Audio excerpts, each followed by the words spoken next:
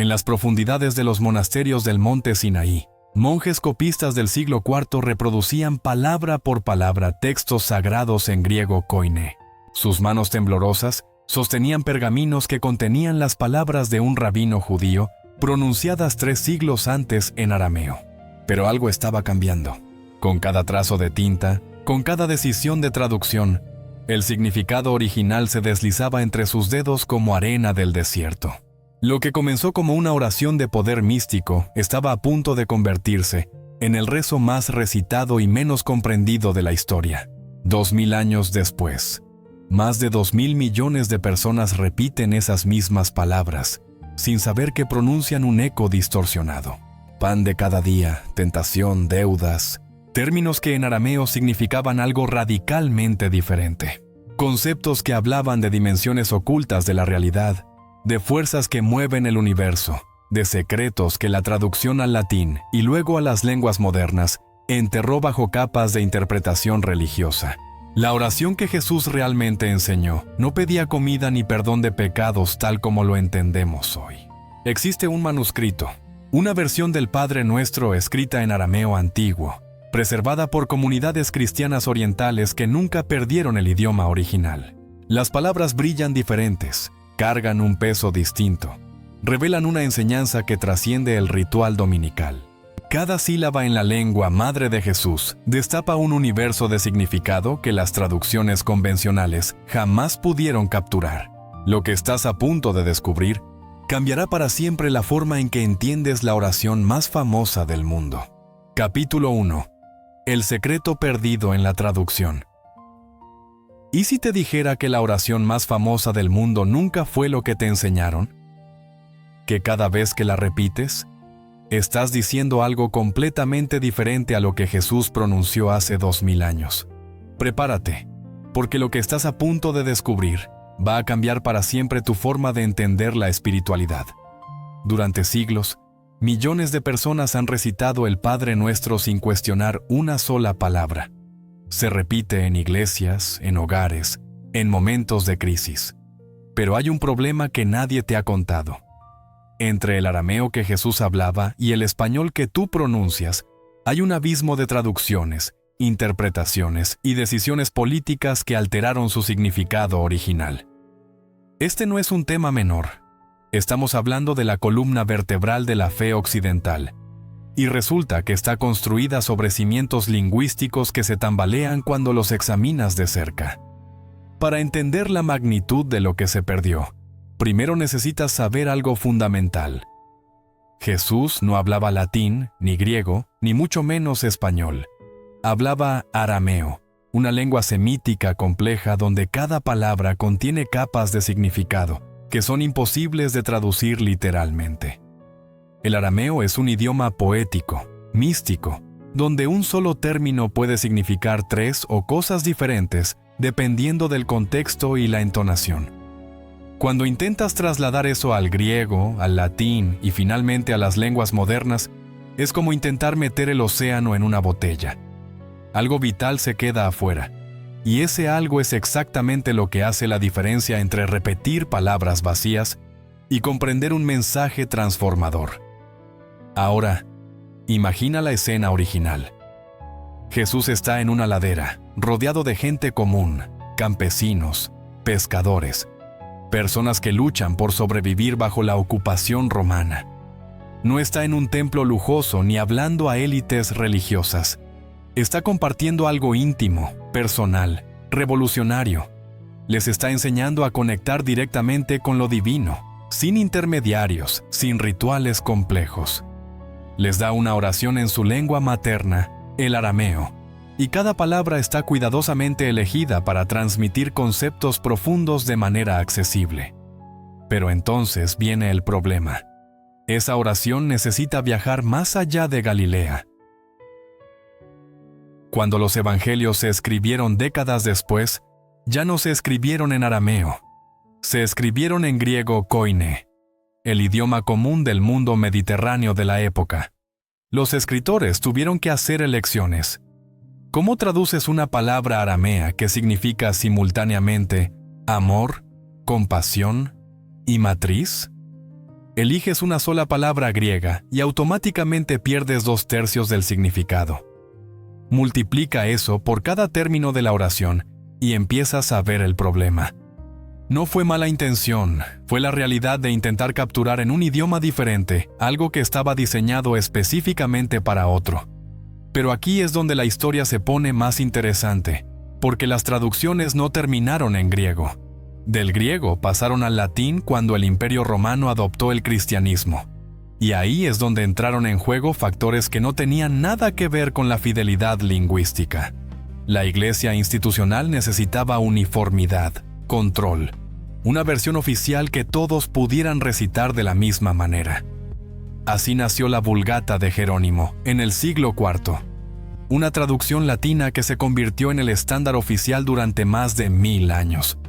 Pero Jerónimo tomó decisiones específicas, interpretativas, que reflejaban la teología de su época, no necesariamente el significado original del arameo que Jesús habló. Y aquí viene el giro que probablemente no esperabas. En el siglo XIX y XX, cuando los estudiosos comenzaron a redescubrir manuscritos antiguos y a estudiar el arameo de la época de Jesús, empezaron a darse cuenta de algo perturbador. Las traducciones que habían pasado de generación en generación, las palabras que se habían vuelto sagradas por la repetición, no capturaban la esencia de lo que estaba escrito originalmente.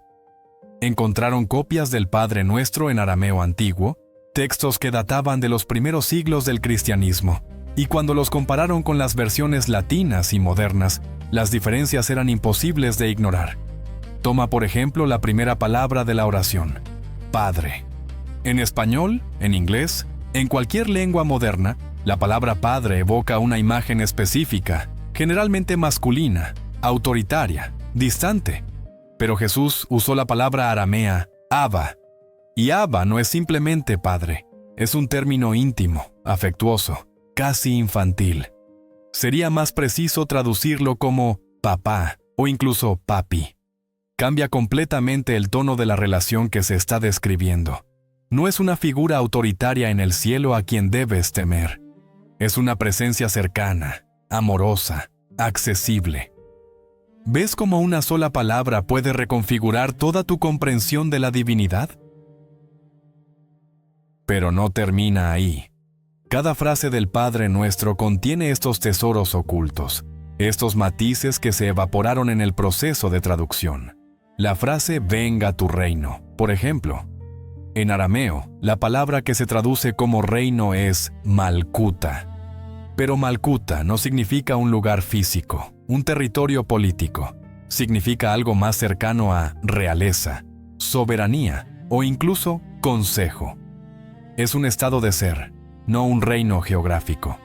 Cuando entiendes esto, la frase deja de ser sobre esperar un evento futuro y se convierte en una invitación a experimentar esa realeza divina aquí y ahora, en este momento. Y luego está esa parte controvertida sobre el pan nuestro de cada día.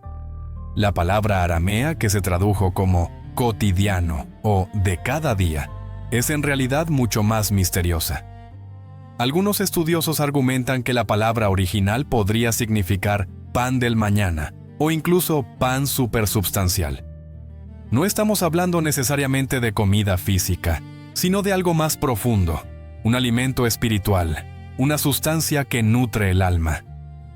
Pero las traducciones oficiales optaron por la interpretación más literal, más segura, más fácil de entender para las masas. Y en el proceso, se perdió una dimensión completa del mensaje. Si te está gustando este viaje al origen de lo que creías conocer, suscríbete, porque lo que viene en los próximos capítulos va a ser aún más revelador. Vamos a desmenuzar cada palabra, cada concepto, cada capa de significado que se ocultó bajo siglos de traducciones e interpretaciones institucionales. Ahora, tal vez te estés preguntando, ¿por qué importa todo esto? ¿Por qué deberíamos preocuparnos por lo que una oración significaba hace 2000 años? La respuesta es simple pero poderosa. Si quieres conectar con la esencia de lo que Jesús intentaba transmitir, necesitas escuchar sus palabras reales, no las versiones diluidas, filtradas y reinterpretadas que llegaron hasta ti. cada traducción es como una copia de una copia de una copia. Con cada generación se pierde un poco más de la imagen original.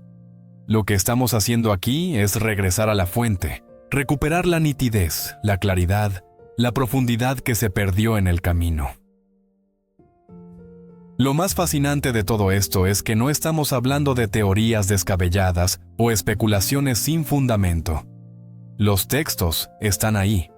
Los manuscritos en arameo existen. Los estudios lingüísticos son rigurosos y accesibles. Pero por alguna razón, este conocimiento se quedó en círculos académicos y no llegó a la gente común que recita estas oraciones todos los días.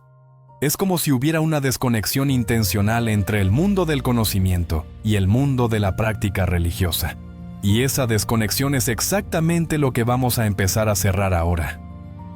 Así que aquí estamos, al final del primer capítulo, y apenas hemos arañado la superficie. Hemos visto cómo el idioma arameo contiene dimensiones de significado imposibles de traducir.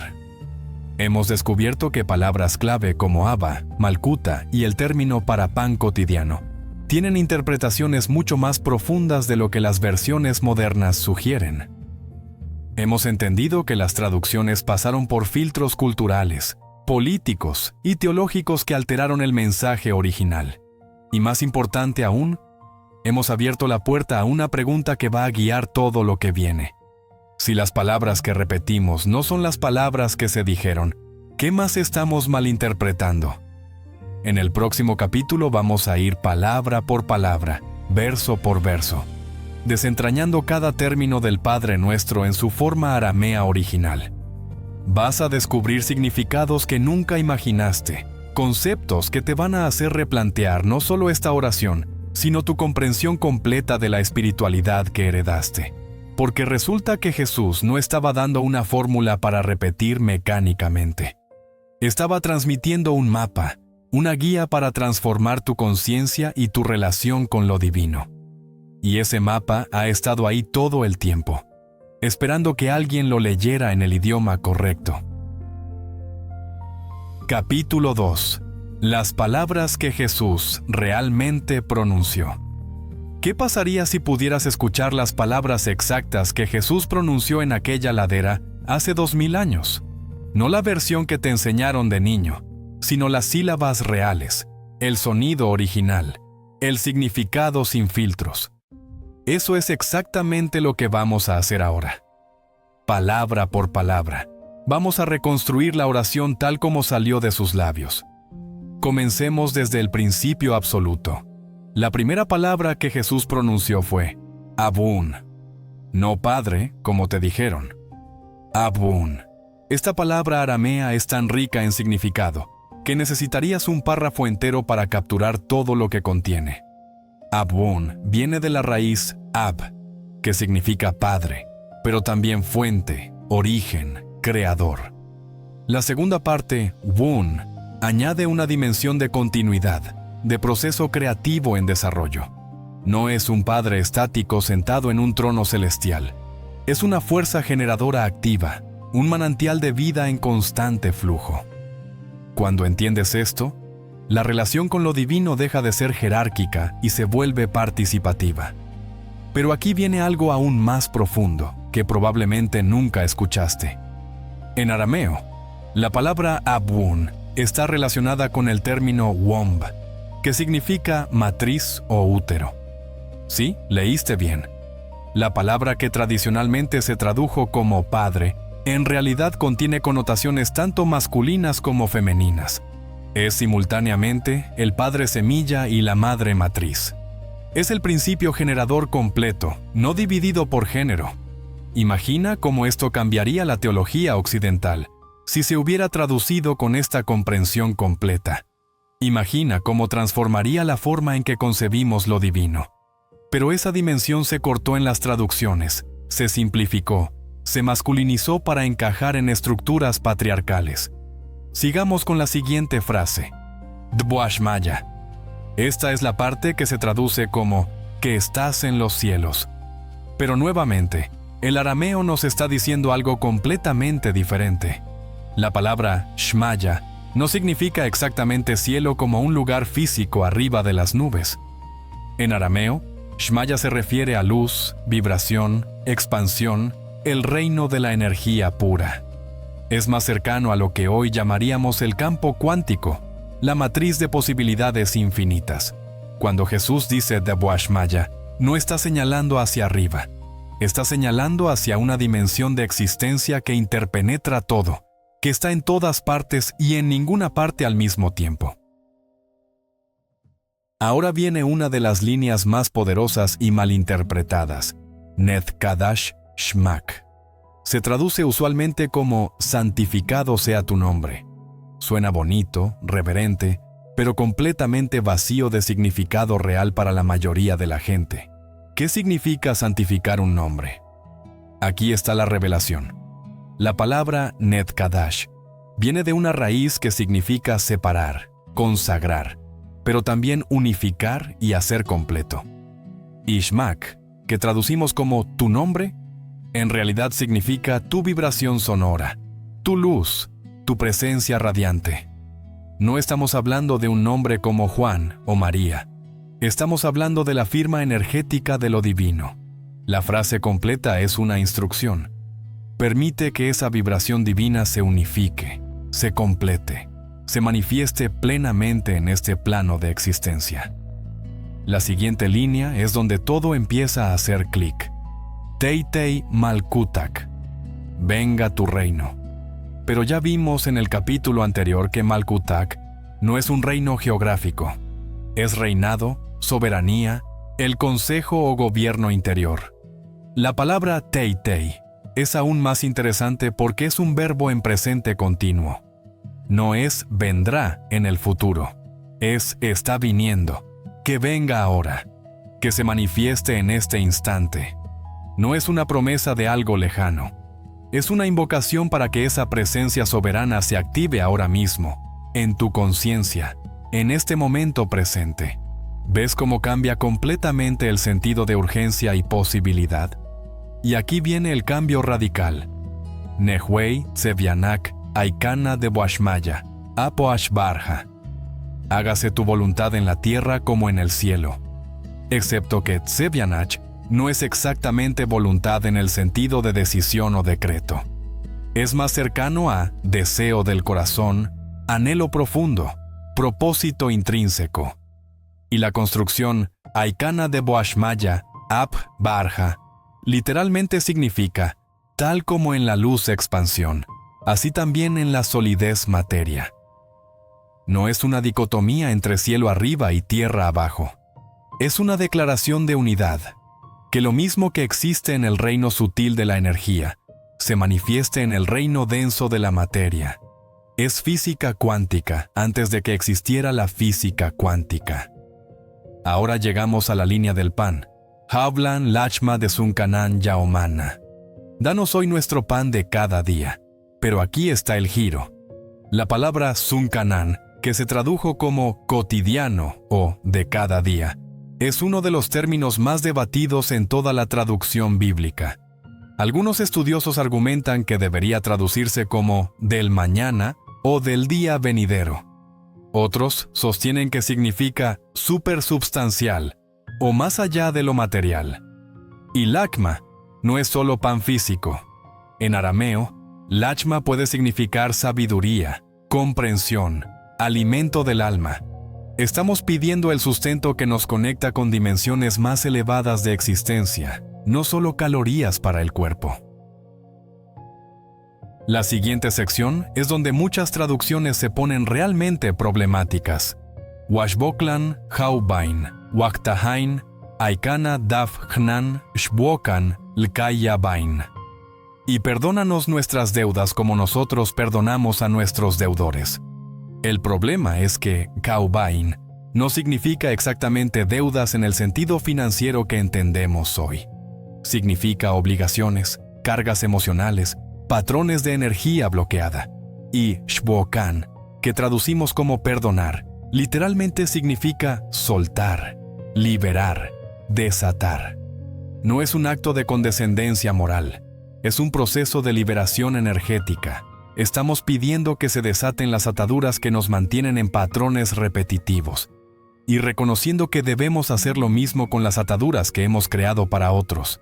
Y ahora viene la línea más controvertida de todas. Huela tajlan linesiuna elapatzan mimbisha. No nos dejes caer en la tentación, mas líbranos del mal. Excepto que aquí hay un problema monumental. La palabra nesiuna no significa tentación en el sentido de ser seducido por el mal.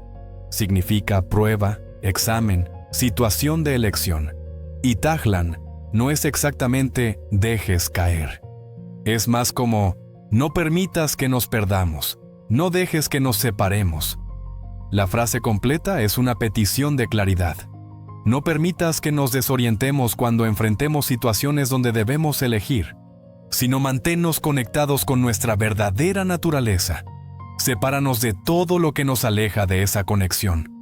Si esto te está volando la cabeza, imagina lo que viene. Suscríbete porque vamos a ir aún más profundo en los próximos capítulos. Lo fascinante de todo esto es que cuando reúnes todas estas palabras en su significado arameo original, no obtienes una oración para repetir mecánicamente.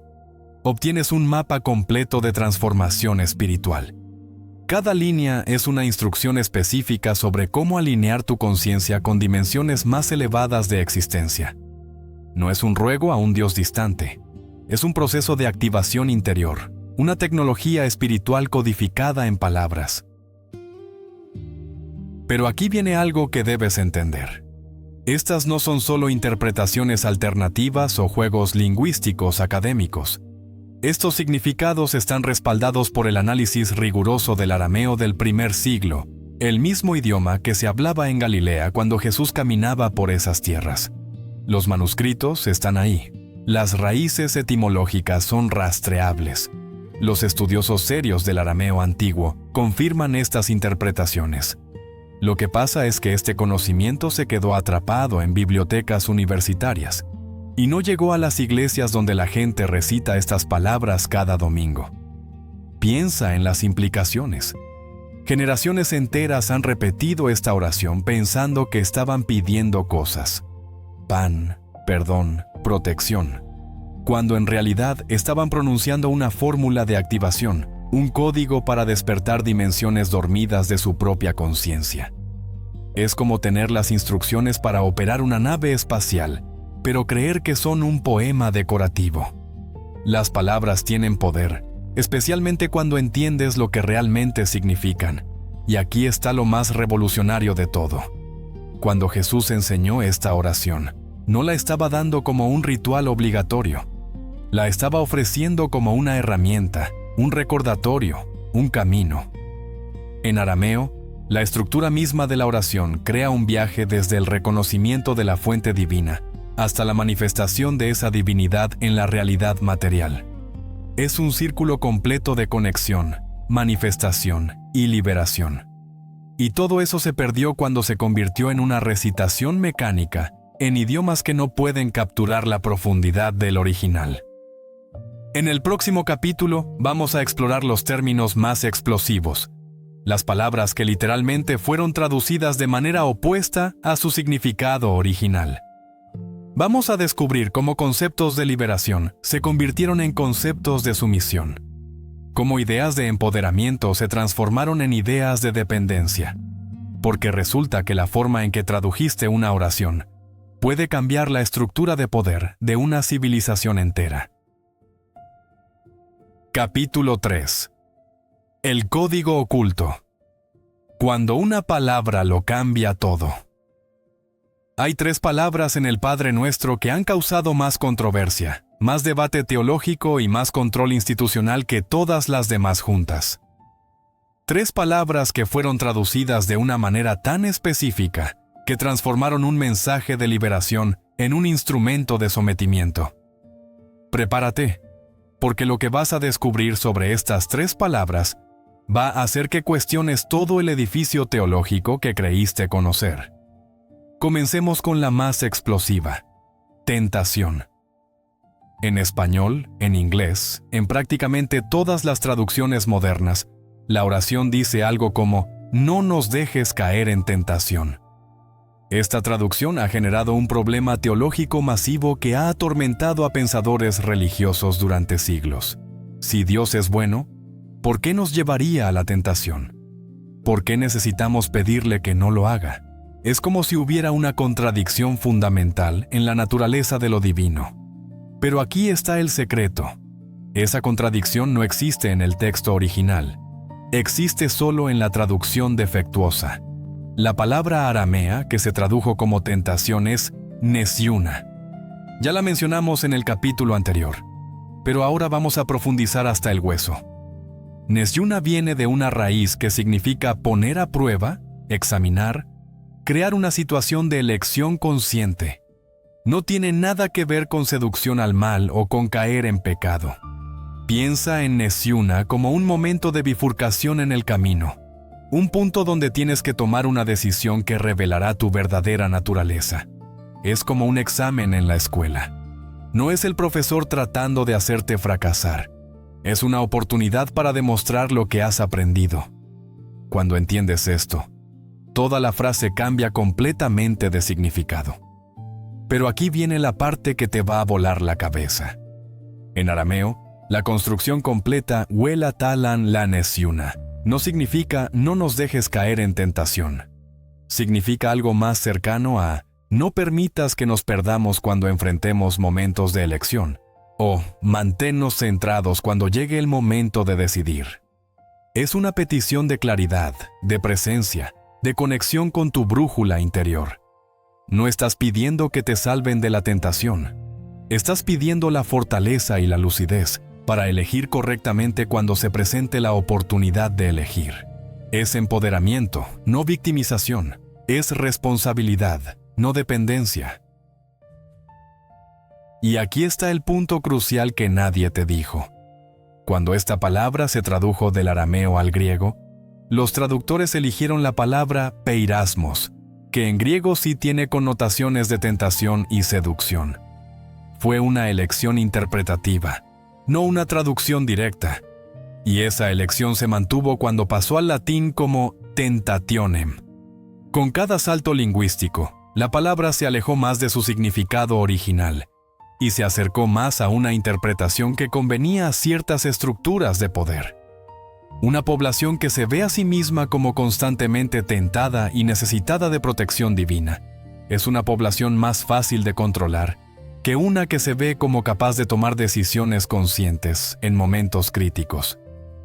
Ahora vamos con la segunda palabra explosiva, deuda. Perdónanos nuestras deudas como nosotros perdonamos a nuestros deudores. Esta traducción ha generado confusión durante siglos. ¿Estamos hablando de deudas financieras, de pecados, de ofensas morales? Diferentes traducciones dicen cosas diferentes. Algunas versiones dicen deudas, otras dicen pecados, otras dicen ofensas, y todas están parcialmente correctas y fundamentalmente equivocadas al mismo tiempo. Porque la palabra aramea original contiene un significado que ninguna traducción simple puede capturar. La palabra es kaubain en arameo, y viene de una raíz que significa literalmente estar atado, estar enredado, estar en un estado de obligación mutua. No es principalmente sobre dinero, aunque puede incluir deudas financieras. No es principalmente sobre pecado moral, aunque puede incluir acciones dañinas. Es sobre cualquier patrón de energía bloqueada que te mantiene atrapado en ciclos repetitivos de sufrimiento.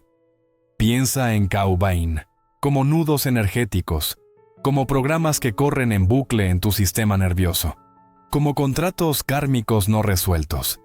Es un concepto mucho más profundo y psicológicamente sofisticado de lo que la palabra deuda o pecado puede capturar. Y la palabra que se traduce como perdonar, shvokan, es igual de reveladora. No significa perdonar en el sentido de absolver moralmente o decidir no estar enojado. Significa literalmente desatar, soltar, liberar, dejar ir. Es un verbo activo de liberación física. Imagina que estás atado con cuerdas y alguien corta las cuerdas. Eso es shvokan.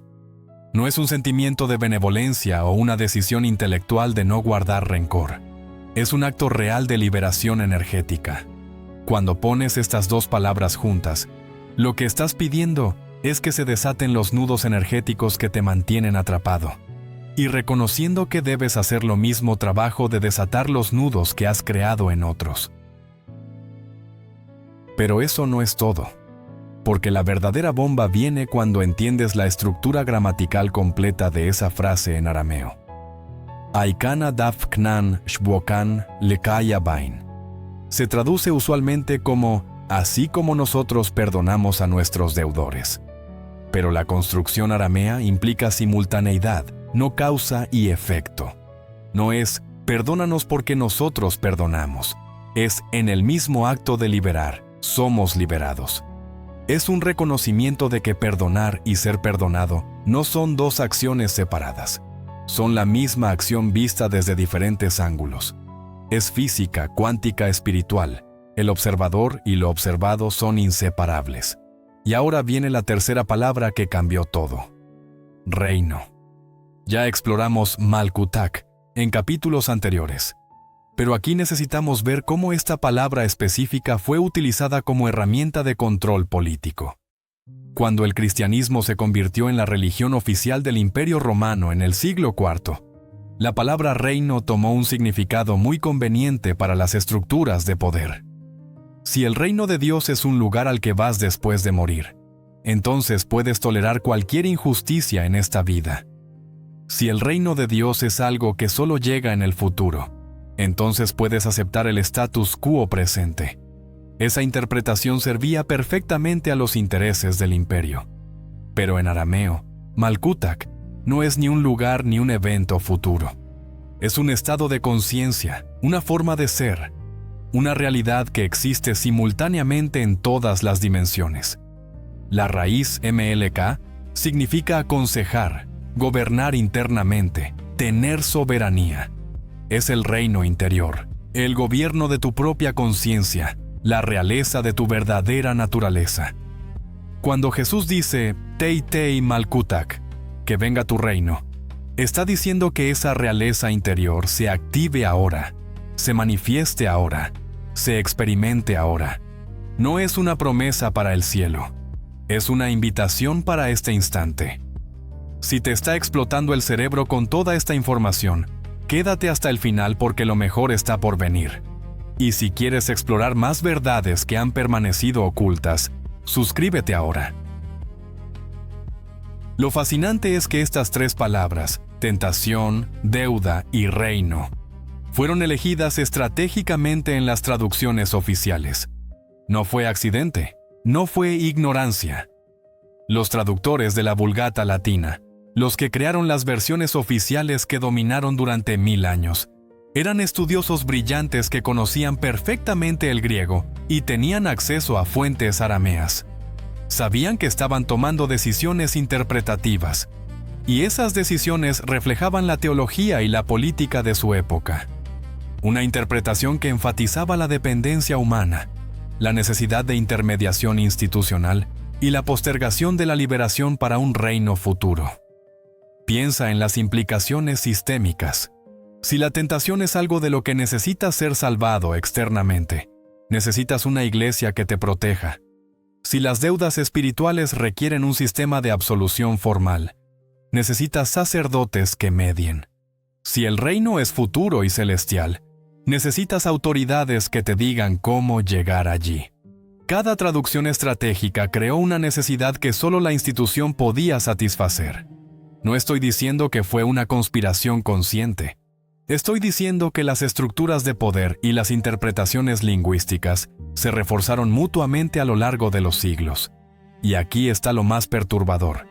Estas traducciones no solo afectaron la comprensión religiosa, moldearon la psicología colectiva de civilizaciones enteras.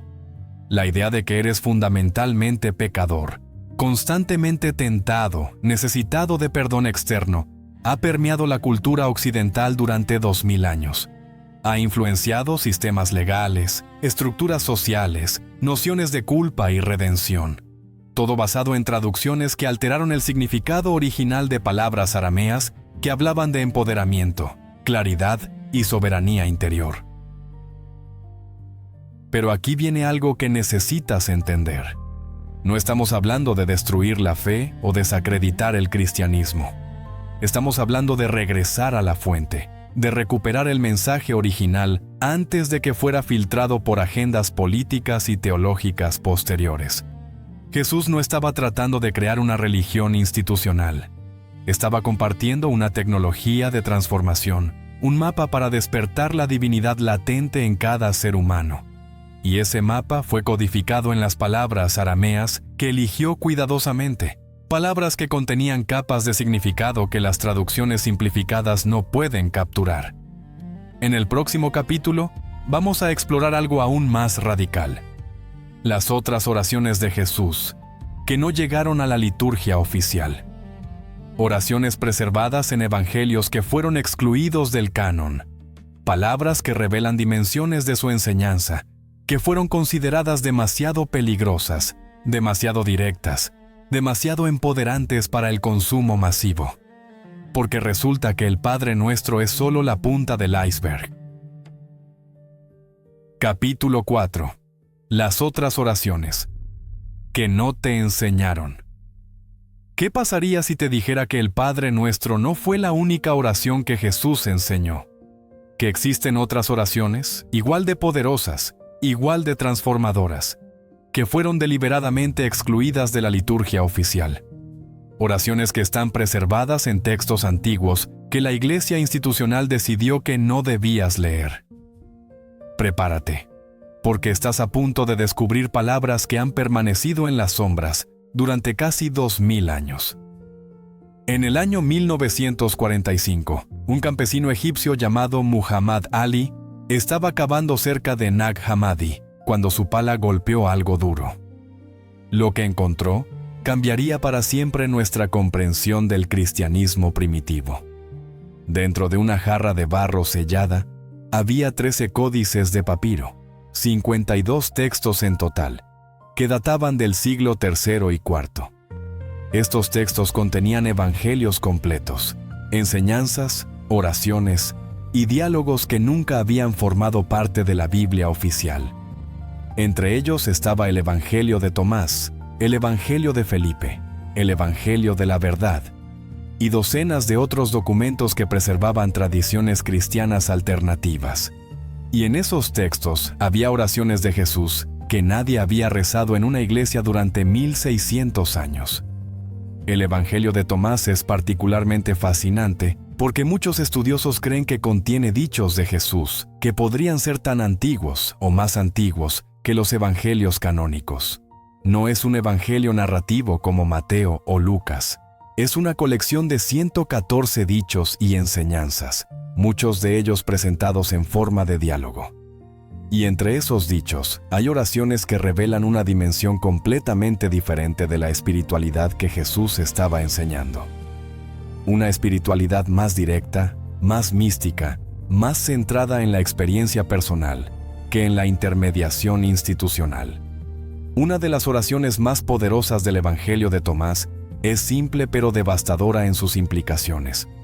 Jesús dice algo que se puede traducir como: si manifiestas lo que está dentro de ti, lo que manifiestas te salvará.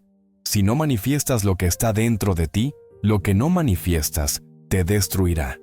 Esto no es una oración en el sentido tradicional de pedir algo a un poder externo. Es una instrucción de activación, un mandato de expresión. Está diciendo que la divinidad ya está dentro de ti, y tu trabajo no es suplicarle a algo externo, sino manifestar esa divinidad interna. La salvación no viene de afuera, viene de expresar lo que ya eres. Otra oración preservada en textos gnósticos habla de la luz interior. Jesús dice: hay luz dentro de una persona de luz, y ella ilumina el mundo completo. Si no brilla, es oscuridad. Esta es una oración de reconocimiento, una afirmación de tu naturaleza luminosa esencial. No estás pidiendo que la luz venga a ti. Estás reconociendo que ya eres luz, y que tu responsabilidad es permitir que esa luz se exprese sin obstáculos. Es radicalmente diferente de la teología de pecado y redención que dominó el cristianismo oficial. Aquí, el punto de partida no es tu imperfección, sino tu perfección inherente que necesita ser desvelada. Pero aquí viene la pregunta que probablemente te estás haciendo. Si estas oraciones son tan poderosas, ¿por qué fueron excluidas? La respuesta es política, teológica y profundamente reveladora sobre cómo se construyeron las estructuras de poder religioso. En el siglo IV, cuando el emperador Constantino convocó el Concilio de Nicea en el año 325, uno de los objetivos principales era crear uniformidad doctrinal. Había docenas de corrientes cristianas diferentes, cada una con sus propios textos, sus propias interpretaciones, sus propias prácticas. El concilio decidió qué textos serían oficiales y cuáles serían considerados heréticos, y los criterios de selección no fueron solo teológicos, fueron políticos. Los textos que enfatizaban la experiencia directa con lo divino, que sugerían que cada persona podía acceder a la verdad sin intermediarios, que hablaban de la divinidad interior como realidad presente y no como promesa futura. Esos textos eran peligrosos para una institución que estaba tratando de consolidar su autoridad. Si cada persona puede tener acceso directo a lo divino, ¿para qué necesitas una jerarquía eclesiástica? Si la luz ya está dentro de ti, ¿por qué necesitas sacramentos administrados por sacerdotes? Si la salvación es manifestar tu naturaleza verdadera, ¿por qué necesitas un sistema de penitencia y absolución? Las oraciones de los textos gnósticos eran demasiado empoderantes, demasiado directas, demasiado peligrosas para el tipo de cristianismo institucional que estaba emergiendo. Y aquí está lo fascinante. Estos textos no fueron destruidos inmediatamente. Durante siglos circularon en comunidades cristianas marginales, especialmente en Egipto y Siria. Fueron copiados, preservados, estudiados por grupos que mantenían viva una tradición alternativa. Pero gradualmente, a medida que la Iglesia oficial ganaba más poder, estos textos fueron siendo declarados heréticos. No solo fueron excluidos del canon, fueron activamente suprimidos. Poseer copias de estos evangelios podía ser peligroso. Y así, lentamente, fueron desapareciendo de la circulación pública. Hasta que un campesino egipcio encontró esa jarra de barro en 1945 y los devolvió al mundo.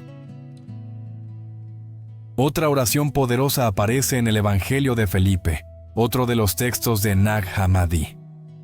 Habla sobre la unificación, la luz y la oscuridad, la vida y la muerte, la derecha y la izquierda. Son hermanos unos de otros, no pueden ser separados. Por eso el bien no es bueno, ni el mal es malo, ni la vida es vida, ni la muerte es muerte. Esta es una oración de integración, un reconocimiento de que las dualidades que percibimos son construcciones mentales. Está invitando a una conciencia más allá de los opuestos, donde todo es parte de un todo unificado. Es filosofía avanzada disfrazada de oración, y desafía completamente las narrativas simplistas de bien versus mal que dominaron la teología oficial. Si esto te está fascinando tanto como a mí cuando lo descubrí, suscríbete, porque lo que viene en el último capítulo va a integrar todo esto en una revelación que cambiará tu forma de entender la espiritualidad para siempre. Pero las oraciones no terminan ahí. En el Evangelio de María Magdalena, otro texto que fue suprimido, hay diálogos donde María comparte enseñanzas que recibió de Jesús en visión. Una de esas enseñanzas es sobre el pecado. Jesús le dice que no hay tal cosa como pecado, que lo que llamamos pecado es simplemente apego a la materia, identificación con formas temporales. La oración que emerge de esta enseñanza es liberadora. No impongas reglas más allá de las que yo he establecido. Y no establezcas ley como el legislador, no sea que seas restringido por ella. Es una advertencia contra la creación de sistemas rígidos de control moral. Es una invitación a la libertad espiritual basada en comprensión directa, no en obediencia a reglas externas. Lo que hace estas oraciones tan radicales es que no están pidiendo intercesión divina. No están suplicando salvación de un poder externo. Están activando reconocimientos internos, despertando comprensiones dormidas, invitando a experiencias directas de realidades espirituales. Son herramientas de transformación, no rituales de sumisión. Y esa diferencia es crucial. El tipo de espiritualidad que estas oraciones representan es activo, participativo, empoderante. No eres un suplicante esperando favores de un Dios distante. Eres un co-creador activando potenciales latentes en tu propia conciencia. Y aquí viene algo que necesitas entender sobre estos textos. No fueron escritos por herejes locos o grupos marginales sin credibilidad. Fueron escritos por comunidades cristianas legítimas del primer, segundo y tercer siglo, que tenían linajes de enseñanza directa que se remontaban a los discípulos originales. El Evangelio de Tomás, por ejemplo, afirma ser escrito por Judas Tomás, conocido como el Gemelo, uno de los discípulos más cercanos a Jesús. El Evangelio de Felipe preserva tradiciones de comunidades que afirmaban tener enseñanzas secretas transmitidas oralmente. Estas no eran invenciones tardías. Eran tradiciones paralelas que fueron eventualmente marginalizadas cuando una versión específica del cristianismo ganó poder político. La pregunta que deberías estar haciéndote ahora es: ¿cuánto más hay? Si estas oraciones fueron suprimidas, si estos textos fueron ocultados, ¿qué más no sabemos? La respuesta es: mucho más de lo que imaginas. Los textos de Nag Hammadi son solo una colección. Hay otros manuscritos, otros fragmentos, otras tradiciones preservadas en monasterios remotos, en bibliotecas privadas, en colecciones que aún no han sido completamente estudiadas. La historia del cristianismo es mucho más diversa, mucho más compleja, mucho más rica de lo que la narrativa oficial sugiere. Y cada nuevo descubrimiento añade piezas al rompecabezas de lo que Jesús realmente enseñó. Lo más importante de todo esto no es simplemente conocer que existen otras oraciones. Lo importante es entender lo que revelan sobre la naturaleza de la espiritualidad que Jesús estaba enseñando. No era una religión de sumisión ciega a dogmas. Era un camino de despertar, una tecnología de transformación de conciencia, un mapa para descubrir la divinidad que ya existe dentro de cada ser humano. Las oraciones no eran fórmulas mágicas para obtener favores celestiales.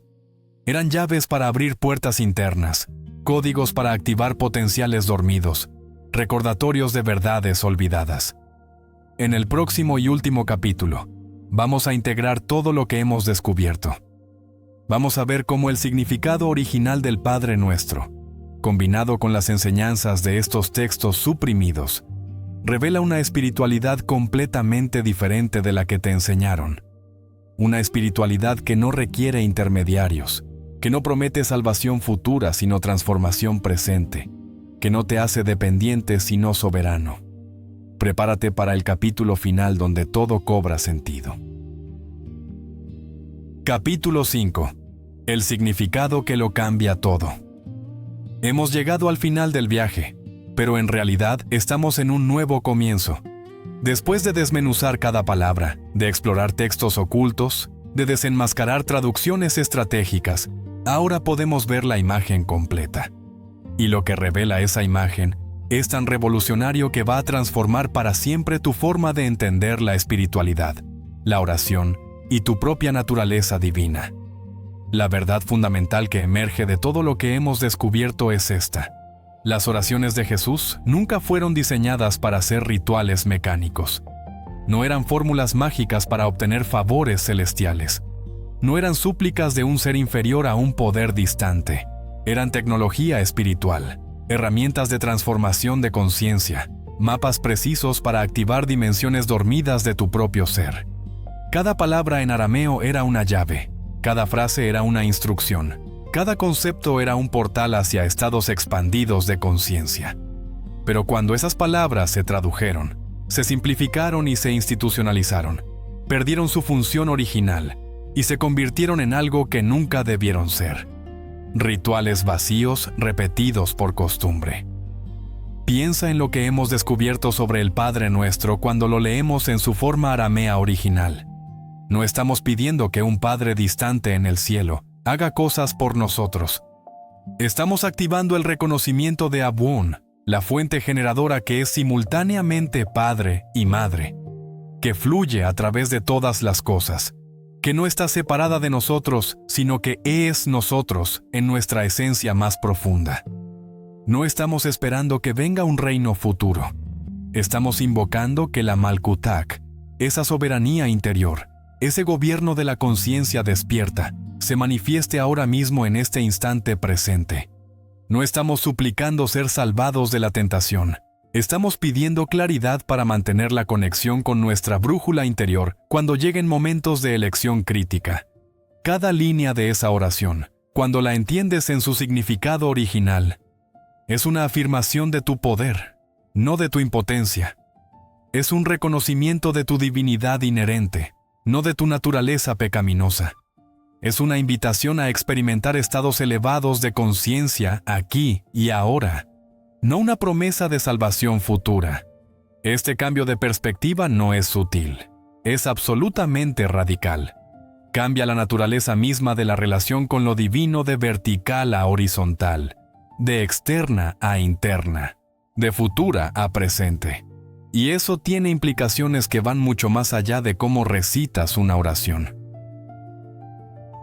Ahora, integra esto con lo que descubrimos en los textos suprimidos. Las oraciones del Evangelio de Tomás, del Evangelio de Felipe, del Evangelio de María, todas apuntan en la misma dirección. Todas te están diciendo que la luz ya está dentro de ti, que la salvación no es algo que obtienes de afuera, sino algo que manifiestas desde adentro.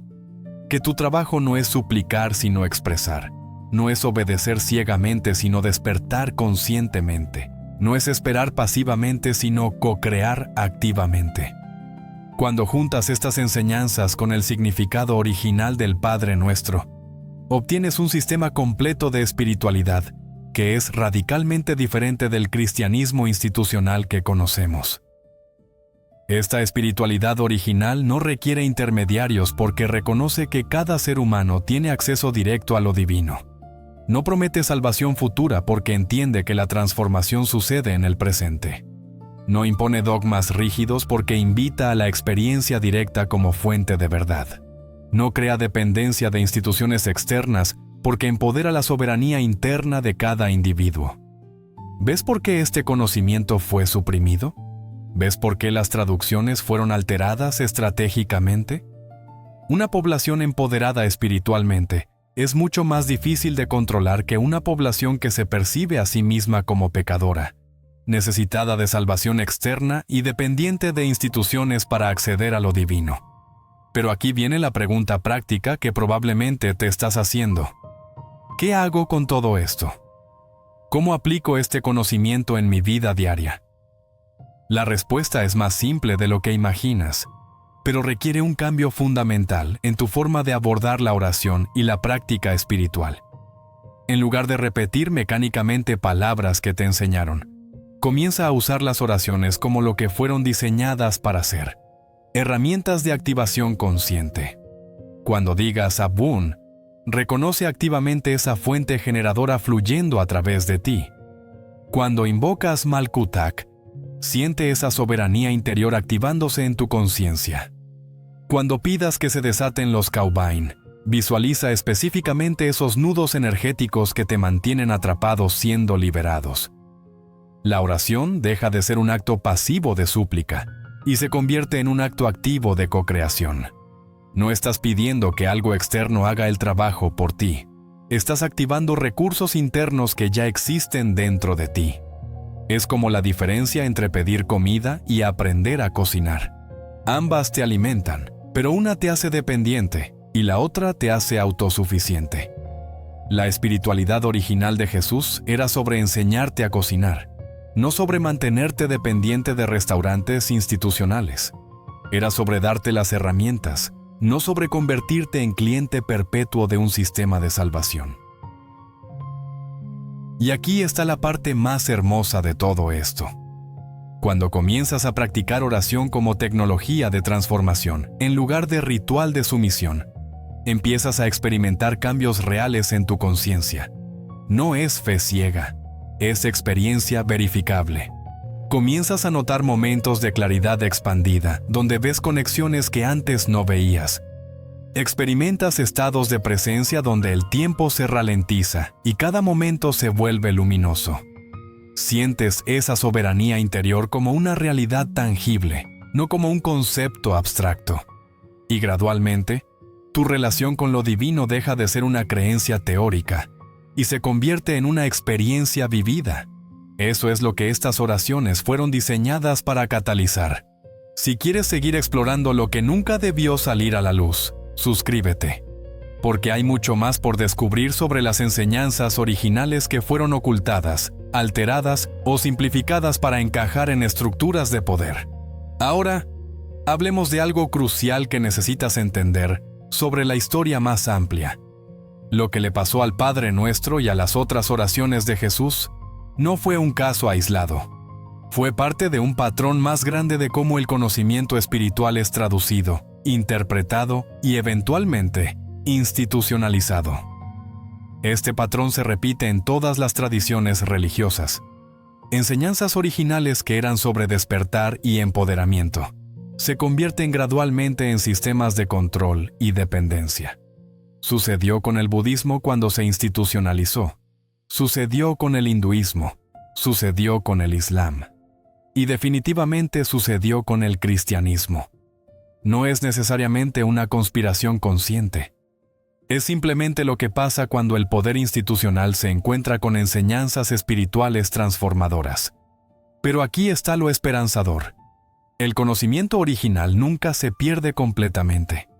Siempre queda preservado en algún lugar, en textos ocultos, en tradiciones orales secretas, en linajes marginales que mantienen viva la llama.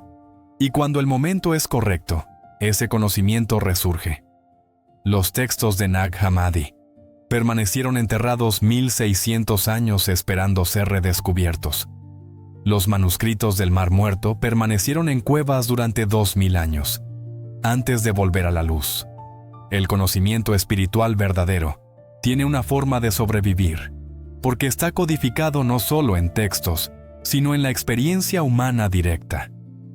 Cada vez que alguien tiene un despertar genuino, está redescubriendo las mismas verdades que Jesús enseñaba, independientemente de si conoce las palabras arameas originales. Y eso nos lleva a la revelación final, la que integra absolutamente todo. Las oraciones de Jesús, en su forma original, no eran únicas en el sentido de ser información completamente nueva. Eran expresiones arameas de verdades universales, que han sido descubiertas y redescubiertas por místicos de todas las tradiciones a lo largo de la historia. La idea de que lo divino está dentro de ti aparece en el Vedanta hindú, en el budismo zen, en el sufismo islámico, en la cábala judía. La comprensión de que la oración es tecnología de transformación más que súplica externa es común a todas las tradiciones místicas auténticas. Lo especial del Padre Nuestro y las otras oraciones de Jesús es que codificaban estas verdades universales en un lenguaje accesible para la gente común de su época y lugar. Jesús no estaba inventando una nueva religión. Estaba compartiendo sabiduría perenne en términos que resonarían con campesinos galileos del siglo I. Estaba traduciendo verdades místicas universales al arameo coloquial, haciéndolas disponibles para personas que no tenían acceso a los textos esotéricos de las élites religiosas. Y ese fue exactamente su crimen a los ojos de las autoridades. No estaba desafiando específicamente esta o aquella doctrina. Estaba democratizando el acceso directo a lo divino, saltándose la necesidad de intermediación institucional. Por eso fue peligroso entonces, y por eso este conocimiento sigue siendo revolucionario ahora. Así que aquí estamos, al final del viaje, habiendo destapado capas de traducción, interpretación e institucionalización para llegar a la esencia original. Y esa esencia es simple pero profunda. Tú no eres un pecador necesitado de salvación externa. Eres una expresión de lo divino temporalmente olvidada de su propia naturaleza. La oración no es súplica, es recordatorio. No es ritual vacío, es tecnología de despertar. No es sobre esperar un reino futuro, es sobre activar soberanía presente. No es sobre obedecer dogmas, es sobre experimentar verdad directa. Este conocimiento no destruye la fe, la profundiza. No elimina la espiritualidad, la autentica. No te aleja de lo divino. Te acerca más que nunca porque finalmente reconoces que nunca estuviste separado. La separación era una ilusión creada por traducciones defectuosas, interpretaciones políticas y estructuras institucionales que se beneficiaban de tu sentido de desconexión. Ahora que sabes la verdad, ahora que has visto las palabras originales, ahora que entiendes el propósito real de estas oraciones, tienes una elección. Puedes seguir repitiendo rituales mecánicos, o puedes comenzar a usar estas herramientas para lo que fueron diseñadas: transformar tu conciencia y despertar la divinidad que siempre ha estado dentro de ti. Si quieres más contenido que revele verdades ocultas como esta, explora los otros vídeos de este canal. Hay mucho más que descubrir sobre lo que las instituciones prefirieron que nunca supieras. Porque resulta que la oración original de Jesús es solo el comienzo de una historia mucho más grande sobre conocimiento suprimido, verdades alteradas y el poder transformador de regresar a las fuentes originales. Y ese viaje apenas comienza.